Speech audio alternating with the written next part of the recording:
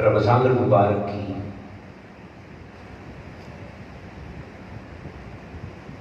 روح پرور سال میں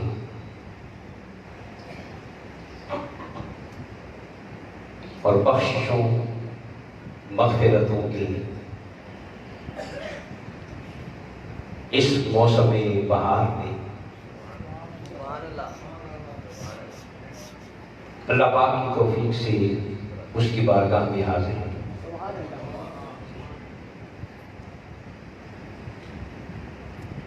اللہ پاک اس ماہ مبارک کا صدقہ اور سب سے بڑھ کر نسبت غلامی رسول کا صدقہ اللہ پاک ہم سب کی زندگیوں کو نور عطا فرمائے۔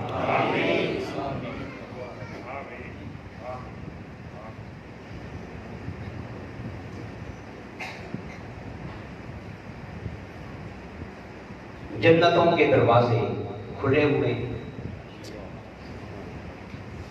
رحمتیں برس رہی ہیں۔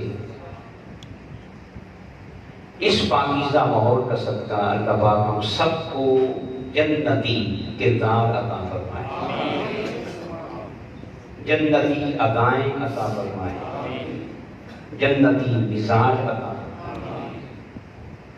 اور اس ماہ مبارک میں جن خوش نصیبوں کو اللہ نے بخشنا ہے، اللہ پاک ہمیں بھی ان خوش نصیبوں میں شامل فرمائے۔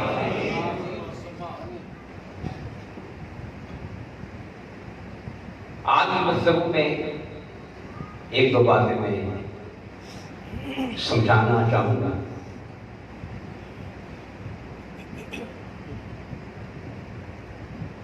جہاں بھی خزانہ ہوتا ہے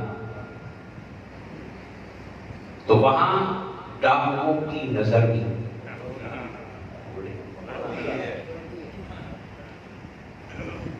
اور کوئی ڈاکو کوئی لٹیرا کسی جھونپڑی کے پیچھے نہیں جاتا،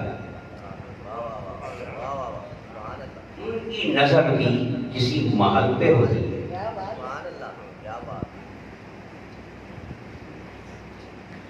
تو دنیا میں سب سے بڑا خزانہ اسلام ہے۔ کیا ہے؟ حضور نے فرمایا کہ سب سے خوش نصیب شخص وہ ہے، سب سے، اس حدیث کو یاد رکھیے اور اس کو پڑھ کے مولا کا شکر ادا کریں۔ تو حضور نے فرمایا کہ سب سے خوش نصیب شخص کہ جس کو اللہ ہدایت دے دے، کیا دے دے؟ ایمان مل جائے، عمل صالح مل جائے، ہدایت دے دے اور ضرورت کے مطابق روزی دے دے۔ کس کے مطابق؟ بات کی کر اسی میں پھر ہرس ہے، اسی میں تباہ ہے، اسی میں بے ایمانی ہے، اسی میں جھوٹ ہے۔ تو حضور نے فرمایا کہ سب سے بہترین شخص وہ ہے کہ جس کو ہدایت بھی مل جائے اور ضرورت کے مطابق، جس کے روحانی جسمانی دونوں تقاضے، تو وہ خوش نصیب ہے۔ تو جو خوش نصیب ہے وہ کہتے ہیں سبحان اللہ، اس پہ شکر بجا لانا چاہیے۔ تو سب سے بڑا خزانہ اسلام ہے، اور ڈاکوؤں کی نگاہ بھی اسی خزانے میں ہے۔ شیطان کی اور شیطانی گروہ، ان کے سارے حملے اسی خزانے میں کہ کسی نہ کسی طرح مسلمانوں سے، اہل اسلام سے اس خزانے کو چھین لیا جائے۔ بہت سی چیزوں میں وہ کامیاب ہیں اور ہمیں سمجھ نہیں آ رہی۔ تو آج اس حوالے سے میں بات کرنا چاہ رہا ہوں کہ ایک بڑی پلاننگ کے ساتھ مسلمانوں کے عقائد میں سے ایک عقیدہ آخرت ہے۔ عقیدہ آخرت کہ ہمیں مرنا ہے اور مرنے کے بعد پھر زندہ اور مولا کی بارگاہ میں پیش، اور پھر حضور نے ہمیں بخشوانا بھی اور پرسرات سے گزارنا بھی ہے اور جنت میں پہنچانا بھی ہے۔ یہ ہمارا عقیدہ ہے کہ ہم دوبارہ زندہ ہوں گے۔ اس عقیدے کا مختلف بہانوں سے مذاق اڑایا جاتا ہے۔ کیا تاکہ یہ جو عقیدہ آخرت ہے نا یہ کمزور کیا جائے، اور اس کا مقصد کیا ہے وہ میں آخر درس کروں۔ بہاولپور کی یونیورسٹی میں بھی آپ نے دیکھا کہ ایک پروفیسر قتل ہوا۔ اس کی وجہ بھی یہی تھی کہ وہ اپنے لیکچرز میں جنت کا مذاق اڑاتا ہے۔ کس کا؟ اب کسی عقیدے کو نام ماننا یہ الگ ہے۔ کافر بھی موجود ہے جو دین پہ یقین تو نہ رکھے، دین میں کوئی جبر، مگر کسی کے عقیدے کا مذاق بھی، کسی کے عقیدے کا عقیدہ نہ رکھنا یہ اور ہے، اور کسی کے عقیدے کا مذاق اڑانا۔ تو وہ مذاق اڑاتا تھا، نوجوان مستعد ہوا، اس نے اس کو مار دیا۔ اسی طرح مختلف کالموں میں اخبارات کے جو مضامین ہوتے ہیں ان میں بھی بڑے اشارے کے ساتھ عقیدہ آخرت کے حوالے سے اس پہ طنز کیا جاتا ہے۔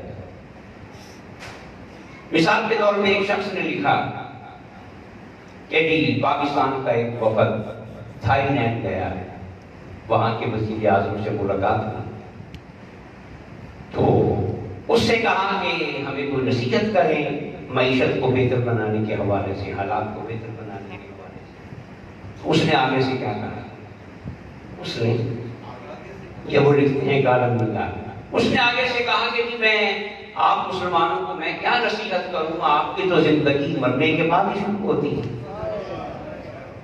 اب یہ مزاق ہے، یہ کیا ہے؟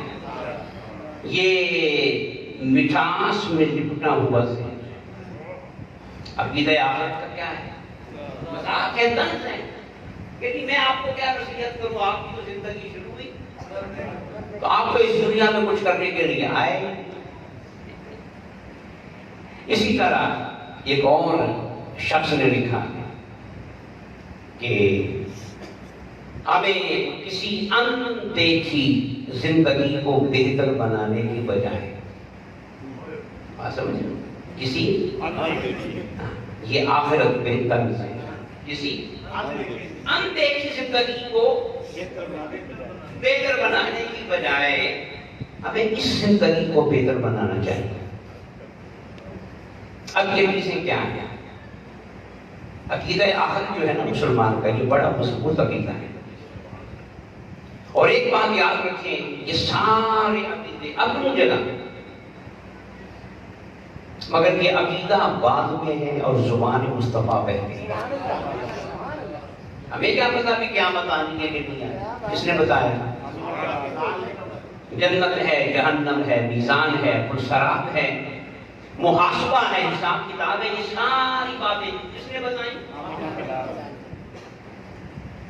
اس انداز میں ایک شخص نے اور لکھا، اس نے اپنی جگہ بڑی دانشمندانہ بات مگر کھچ ماری، اس کا ذکر کر، اس نے کہا کہ یہ کہا جاتا ہے کہ جنت میں حوریں ہوں گی، جنت میں حوریں ہوں گی، شراب ہوگی، دودھ شہد کی نہریں ہوں گی، محلات ہوں گے، یہ ہوگا، تو کیا جنت میں کوئی لائبریری بھی ہوگی؟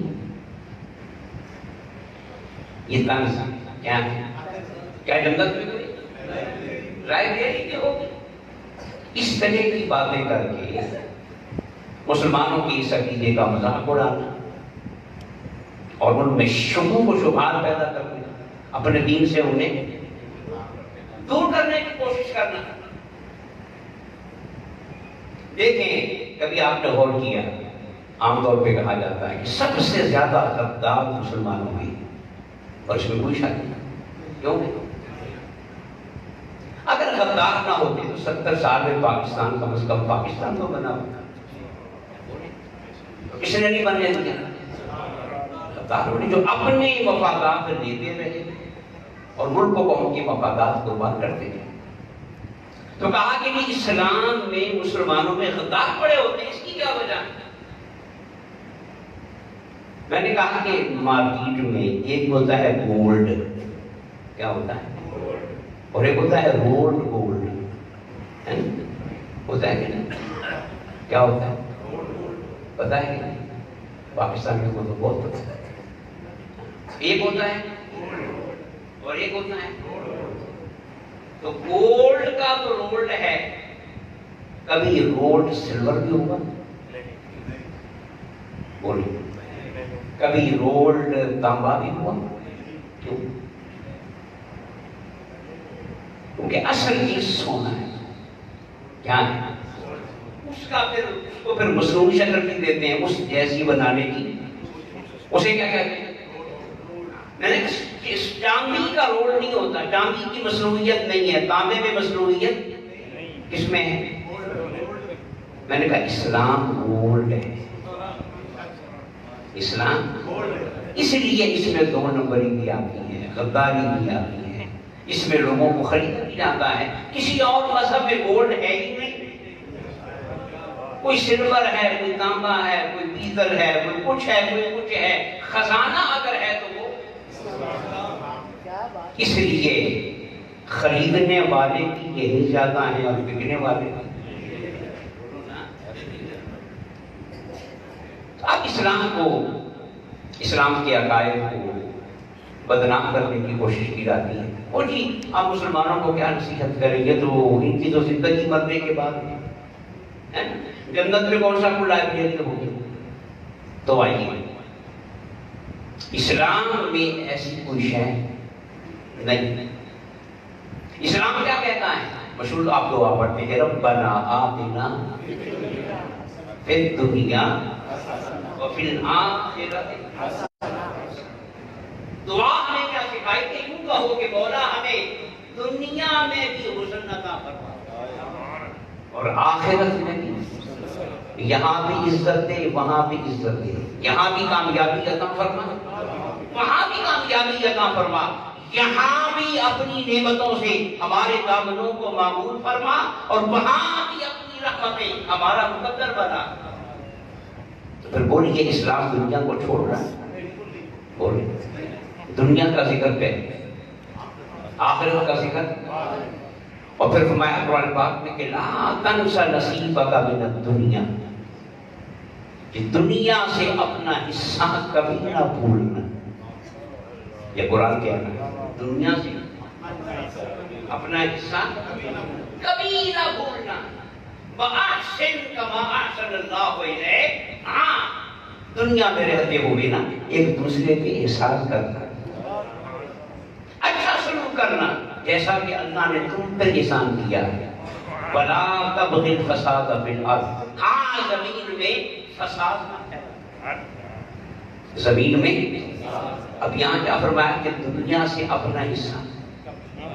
بولو آج میں یہ سمجھانے کے دعوے بات کرنا چاہ رہا ہوں تاکہ آپ خود بھی ذہن کلیئر ہو اور آگے بھی کسی کو بتا سکیں. تو پھر دعا کیا سکھائی؟ ہر نماز کے بعد دعا مانگتے ہیں کہ مولا ہمیں دنیا میں بھی اور آخرت میں بھی. پھر روزہ رکھیں گے، کیا رکھیں گے؟ تو جسم بہتر نہیں ہوگا. تو جسم کا تعلق دنیا سے ہے یا آخرت سے؟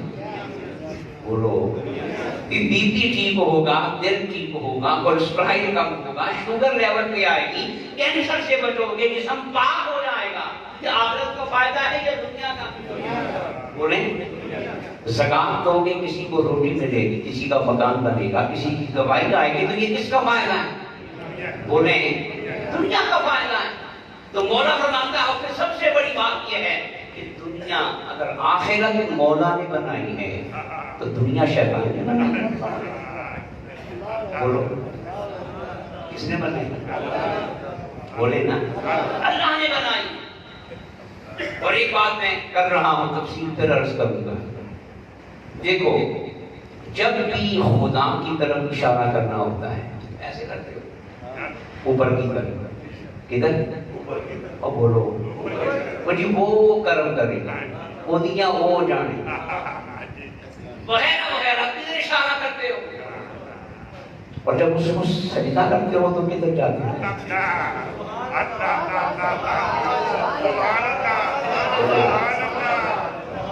جب اس کو پھر کتے جایا کرو.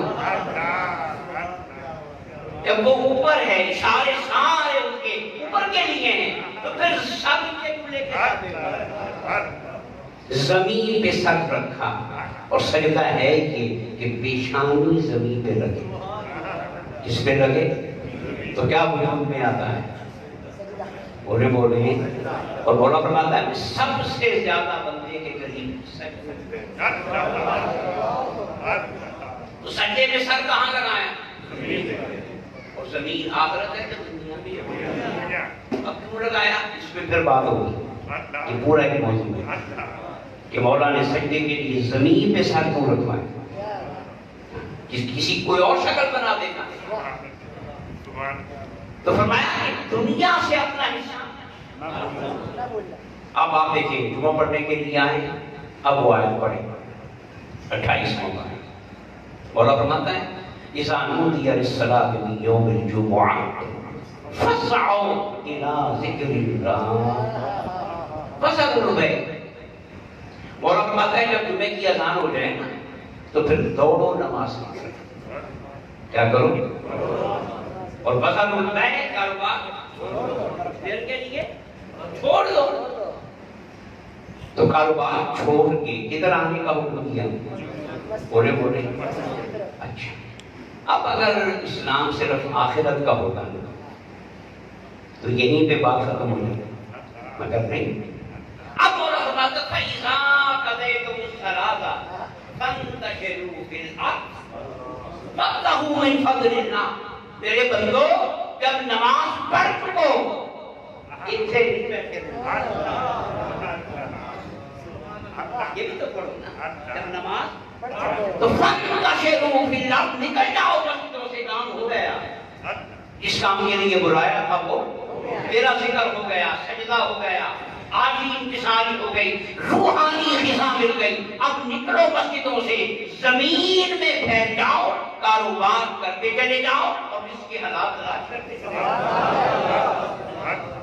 جاؤ. اب کاروبار کرنا یہ آخرت ہے کہ دنیا؟ بولو. اور مزے کی بات یہ ہے ہم قرآن پڑھتے نہیں، سر کی سانوں آتی نہیں. زبان یار من ترکی ومن ترکی. یہ دوست میرا ترکی والا ہے اور ترکی مجھے آتی نہیں. کیوں بھائی؟ سننا نہیں تو سنانا. کاش ہم نے قرآن کو سیکھا ہوتا. قرآن نے کیا کہا کہ جب جمعے کی اذان ہو تو فَاسْعَوْا إِلَىٰ ذِكْرِ اللَّهِ. الفاظ پہ غور کر. فَاسْعَوْا، اللہ کے ذکر کی طرف بھاگو. اللہ کے کیا کہا؟ الہ ذکر اللہ. کہو الہ، ذرا اونچا کہو الہ. ایک جمعہ ہو رہا ہے کیا بس ہے؟ فَاسْعَوْا إِلَىٰ ذِكْرِ اللَّهِ. جب نماز پڑھ لی فَإِذَا قَضَيْتُمُ الصَّلَاةَ فَانتَشِرُوا فِي الْأَرْضِ وَابْتَغُوا مِن فَضْلِ اللَّهِ. اب زمین میں پھیل جاؤ، مارکیٹوں میں چلے جاؤ، منڈیوں میں چلے جاؤ، دکانوں میں چلے جاؤ، کارخانوں میں چلے جاؤ، کاروبار مراکز میں چلے جاؤ، معاشروں میں پھیل جاؤ. اور مولا نے ارض کہا، ارض فانتشروا فی الارض. کیا یہ ہے ملٹی نیشنل کمپنی کا تصور. مولا نے کہا ایک بازار میں محدود نہ رہنا، ایک دکان میں محدود نہ رہنا. میں چاہتا ہوں کہ جس طرح میں سارے جہانوں کا رب ہوں اور میرا یاد سارے جہانوں کے لیے رب ہے نا، تو یہ سارے جہان تمہاری منڈیاں بن جائیں. ہر طرف مسلمان کا کاروبار، مسلمان کی تجارت ہو، مسلمان کی صنعت ہو، مسلمان پورے کاروبار پہ چھایا ہوا ہو. ارے رزق تو میرا ہے نا، فصل میرا ہے، تو میرے مسلمان سے بڑھ کے اس کا خدا. کیا بات ہے، کیا بات ہے، کیا بات ہے. ادھر آنے کو کہا ذکر اللہ اور کاروبار کرنے کو کہا فضل اللہ. ادھر بھی اللہ اور بولو یہاں اللہ کا ذکر ملے گا، وہاں اللہ کا رزق کی حالات. حضور کی ایک حدیث ہے، آقا فرماتے ہیں کہ جب مدینے میں آیا کرو، جب جائیں گے نا سارے جائیں گے تو پھر محبت سے کہیں آقا فرماتے ہیں کہ جب مدینے میں تو خوب خرچ کیا کرو، خوب ہاں، صرف لنگر پہ گزارا نہ، آقا چاہتے ہیں پیسے دے کے آؤ، جو اللہ نے تمہیں رزق دیا ہے نا، میرے شہر میں آؤ جہاں صرف مسجد ہی آباد نہیں ہونی چاہیے، بازار بھی آباد میں سمجھتا ہوں یہ جو حضور نے فرمایا کہ مدینے میں آؤ تو خوب، کہ میں سمجھا ہوں کہ حضور نے چاہا کہ مکہ عبادت کا مرکز بن گیا دنیا میں، تو میرا مدینہ دنیا میں تجارت کا مرکز بن گیا۔ نعرہ تکبیر، نعرہ رسالت، نعرہ حیدری، احسان حضور سید شیخ الاسلام، کیونکہ وہ ذکر اللہ ہے، تجارت کرنا۔ حضور نے فرمایا امت کی حدیث ہے یہ جو بازار ہیں کیا یہ اللہ کے دسترخوان ہیں، اس کے جہاں سے اللہ اپنے بندوں کو رزق دیتا ہے، اس طرح دسترخوان پہ کھانا ملتا ہے نا، افطاری ملتی ہے، تو یہ ساری منڈیاں مارکیٹیں بازار انہوں نے فرمایا، میں نے کسی اور شخص نے نہیں، کسی معاشی ماڈل نے نہیں کہا، اور ویسے بھی حضور سے بڑا معاشی ماڈل کائنات کا سب سے بڑا تاجر بھی تو آمنہ کا تھا۔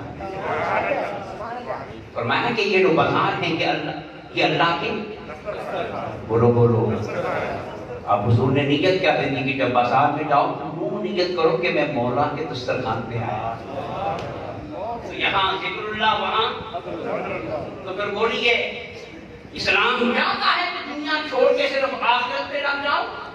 بولو، بلکہ سختی سے منع فرمایا، لا رہبانیت فی الاسلام۔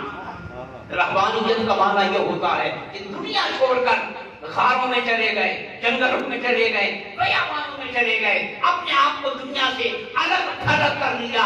مصطفیٰ دنیا کو بھی بسانے آیا تھا، آخرت کو بھی سجانے آیا تھا۔ مصطفیٰ نے کہا لا رہبانیت فی الاسلام، اسلام میں رہبانیت ہے ہی نہیں،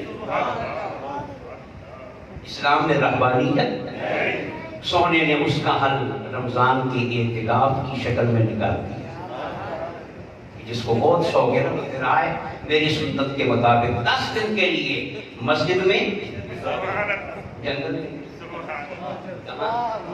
اور مسجد کی معاشی جتنے بندے ہوں گے اتنی مسجد ہوں گی، جہاں محلہ ہوگا آبادی ہوگی، مسجد بھی وہی ہوگی۔ آقا نے فرمایا بس میرا غلام بن کے مسجد میں 10 دن گزار لے، پچھلوں کے خاروں میں گزاری ہوئی صدیوں کے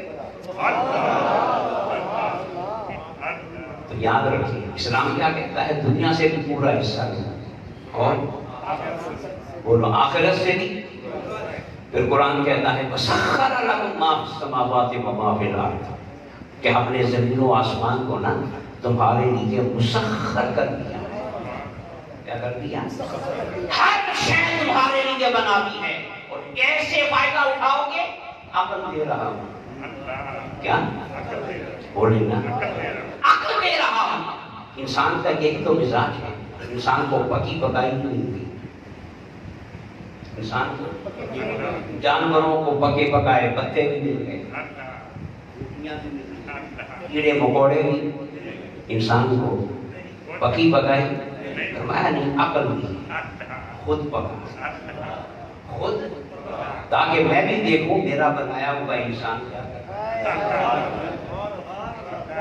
میری دی ہوئی صلاحیتوں سے کتنا فائدہ اٹھا رہا ہے۔ اس لیے ساری کائنات کو فرمایا عقل سے کام لینا، کسی کوئی شے تیرے سامنے اکڑے گی نہیں، تیرے سامنے اکڑے گی نہیں، ہر شے کو مسخر کر دیا ہے، مگر ذرا محنت کر لینا، عقل سے کام لینا، غور و فکر سے کام لینا، علم کے راستے پہ چلنا، تو وَسَخَّرَ لَكُم مَّا فِي السَّمَاوَاتِ وَمَا فِي الْأَرْضِ، زمین و آسمان میں جو ہے وہ سارے کا سارا ہم نے تیری چھوڑی پہ ڈال دیا۔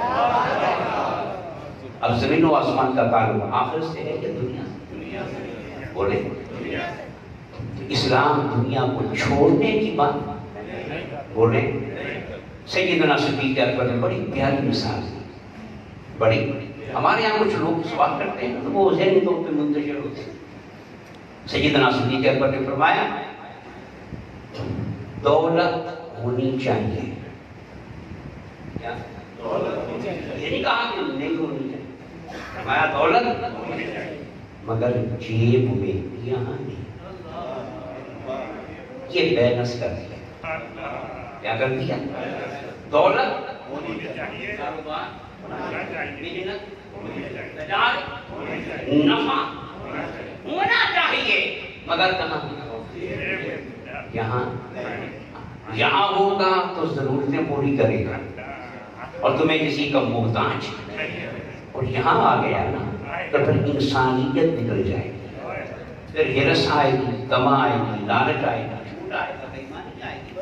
ایسا اسلام کا جو حسین امتزاج ہے دنیا کا، اسے فرما دیا کہ دولت ہونی چاہیے مگر یہاں. تو حضرات محترم، اسلام ہر کسی یہ نہیں کہتا کہ دنیا کو چھوڑنا ہے، نہیں، بلکہ دنیا میں رہنا ہے، دنیا میں محنت. سیدنا فاروق اعظم کا قول میں نے سنایا تھا، آپ فرماتے تھے فارغ نہ بیٹھا کرو. کیا؟ یا دنیا کا کام کرو یا آخرت کرو. کیا؟ لیکن بولیے فارغ نہیں رہنا. سیدنا فاروق اعظم نے اپنی خلافت میں کتنے کام کیے عوام کی فلاح کے لیے. ان کا تعلق آخرت سے تھا یا دنیا سے تھا؟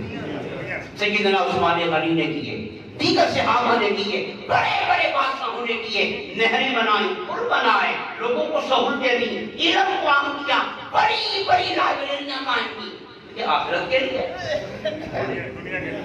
اور یاد رکھیں آخرت دنیا سے جدا نہیں ہے. دنیا کے کاموں کو اچھے طریقے سے کرنا یہی آخرت کی تیاری. کچھ لوگ کہتے ہیں کہ ہم دنیا کے لیے کریں تو پھر آخرت کے لیے ٹائم نہیں بچتا، آخرت کے لیے کریں تو دنیا متاثر ہوتی ہے. یہ بھی وہ یہ دین سے دوری ہے. دکان پہ بیٹھو، کاروبار کرو، کیا کرو مگر سچ بولو، ایمانداری برتو. تو آقا فرمایا کاروبار کرتے ہو کہ سچ بولنے والا قیامت کے دن نبیوں کے ساتھ. اس کو کیا ان کے لیے آخرت ہے. بیٹھے کہاں؟ کاروبار کیا، نفع کمایا مگر سچ بولا، ایمانداری برتی، جھوٹ سے بچے رہے تو نبیوں کی سنگت مل گئی. کس کی سنگت مل گئی؟ حضور نے فرمایا بیوی کے منہ میں لقمہ ڈالنا بھی صدقہ ہے. بیوی کے منہ میں لقمہ ڈالنا. بہت ساری مثالیں آپ پڑھیں، یہ ذہن سے نکال دیں کہ اسلام آخرت کے لیے دنیا چھوڑواتا ہے. نہیں، مصطفیٰ نے جتنی محنت کی ہے وہ دنیا سنوارنے کے لیے کی. امام حسین کربلا میں آئے تھے. بولو نا، اگر صرف آخرت پہ نگاہ ہوگی تو مسجد نبی میں رہتے، نمازیں پڑھتے، درود پڑھتے، تسبیح پڑھتے، حضور کے قدموں میں زندگی گزارتے، جنت البقیع ملتی، مدینے میں موت آتی. اس سے بڑھ کے آخرت کی تیاری کیا ہے؟ مگر حسین جانتے تھے اگر میں نے یزید کا مقابلہ نہ کیا تو دنیا میں، آخرت میں نہیں، آخرت میں تو بادشاہیت آتی ہے، دنیا میں ظالموں کی حکومت کو سر مل جائے گی، اللہ کے بندوں پہ ظلم ہوگا، ان کی دنیا برباد ہو جائے گی. حسین نے سب کچھ لٹا کر آخرت نہیں ہماری دنیا کو بچایا. ہمیں دنیا میں ظالموں کے ظلم سے بچائیں. اور جو آخر میں اس نے کہا نا کہ جنت میں حوریں ہوں گی، قصور محل ہوں گے، دودھ شہد کی نہریں ہوں گی، وہ لائبریری بھی ہوگی. یہ مذاق اڑایا گیا. اب اس بے وقوف سے کوئی پوچھے، بال اس کی سفید ہے اور بنتا وہ دانش بنے گا کیا؟ اس نے پڑھا ہی نہیں کہ جنت میں کیا کیا ہوگا. ارے یہ جو حوریں ہیں نا، حوریں، قصوریں، دودھ شہد کی نہریں، یہ تھرڈ کلاس لوگوں کے لیے.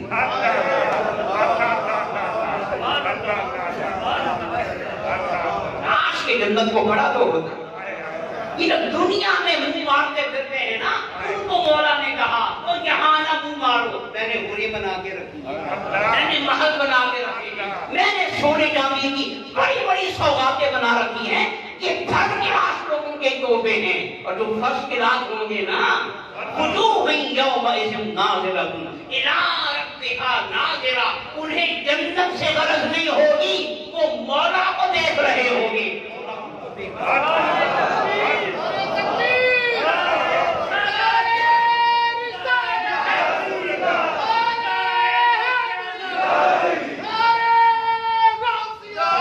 یہ اپنا اپنا درجہ ہے، اپنا اپنا، یہ دور شہر کی نہیں ہے کہ عام لوگوں کے لیے ہیں، اور جو اللہ والے ہوں گے نا اونچی کلاس، اپر وہاں کی اپر کلاس، وہاں کی وہ کہے گی مولا چاہے جنت میں بھیج دے چاہے جہنم میں بھیج دے، اپنا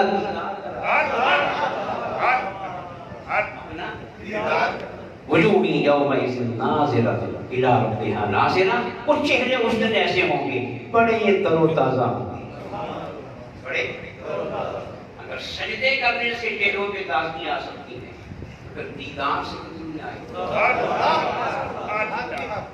چہرے تر و تازہ ہوں گے، رب کو تک رہے ہوں گے۔ شہید کیا کہے گا؟ مولا تیری جنت میں مزہ نہیں آیا،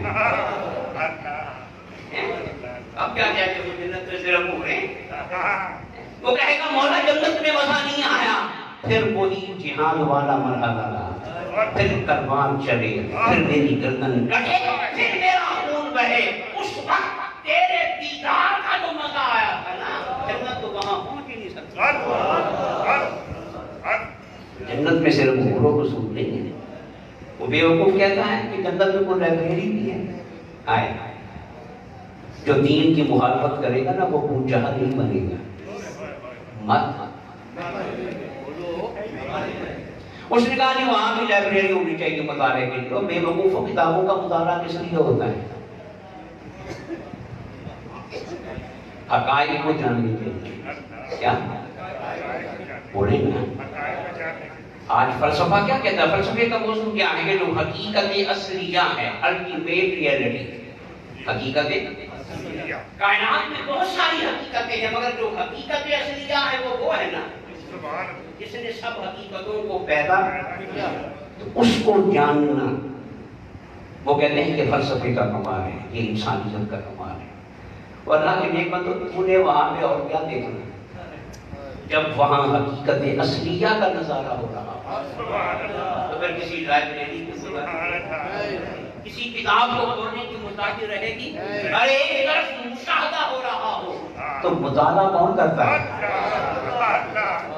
بولو نا، جہاں مشاہدہ ہو رہا ہو، جہاں ٹی وی چل رہا ہو، وہاں کوئی ریڈیو سنے گا نہیں، تو جہاں مشاہدہ ہو رہا ہو، اور مشاہدہ بھی چھوٹی چھوٹی حقیقتوں کا نہیں، رأیت ربی فی احسن صورہ، ساری حقیقتوں کو وجود میں لانے والے مولا کا نظارہ ہو رہا ہو، وہاں کون بے وقوف کتاب پڑھے گا؟ ان لائبریریوں کی چکر ہے۔ تو یہ مختلف ہیرو بہانوں سے ہمارے عقیدہ آخرت کا، اور اصل وجہ پتہ کیا ہے؟ وجہ اصل میں صرف یہ ہے کہ مسلمان کی قوت کا راز ہی عقیدہ آخرت ہے۔ وہ کہتے ہیں کہ اتنے کمزور ہو گئے، اتنے کمزور ہو گئے، سائنسدان علم میں نہیں رہے، عالم علم میں نہیں رہے، ماہرین علم میں، پر شہید ہو گئے۔ شہید ہم ان پر جب حملہ کرتے ہیں، ان کو بچانا چاہتے ہیں، تو یہ شہادت کی آرزو لے کر میدان میں آ جاتے ہیں، ہمیں بھاگنے پہ مجبور کرتے ہیں۔ تو آؤ ان کا جو عقیدہ آخرت ہے نا، اس کو ابھی انڈیا والوں نے کیا کہا تھا جب تھوڑی سی جنگ شروع ہوئی؟ انہوں نے کہا نا کہ ہم مسلمانوں کا مقابلہ، ان کی تو زندگی شروع ہی شہید ہونے کے بعد ہوتی ہے۔ اصل مسئلہ ان کا یہ ہے کہ وہ مسلمان کے جذبہ اتحاد کا مقابلہ نہیں کر سکتے۔ وہ کہتے ہیں ان کا عقیدہ آخرت بولو نا خراب کرو، ورنہ حضور نے فرمایا خیر الامور اوسطھا، کہ سب سے بہترین راستہ بولیں درمیانہ راستہ ہے، نہ آخرت کے لیے دنیا کو چھوڑنا ہے، اور نہ دنیا میں اتنا مگن ہونا ہے کہ آخرت بھول جائے. دونوں کا آقا فرماتے ہیں آخر میں یہ حدیث سن لیں کہ سب سے بہترین دوست وہ ہیں. بولیے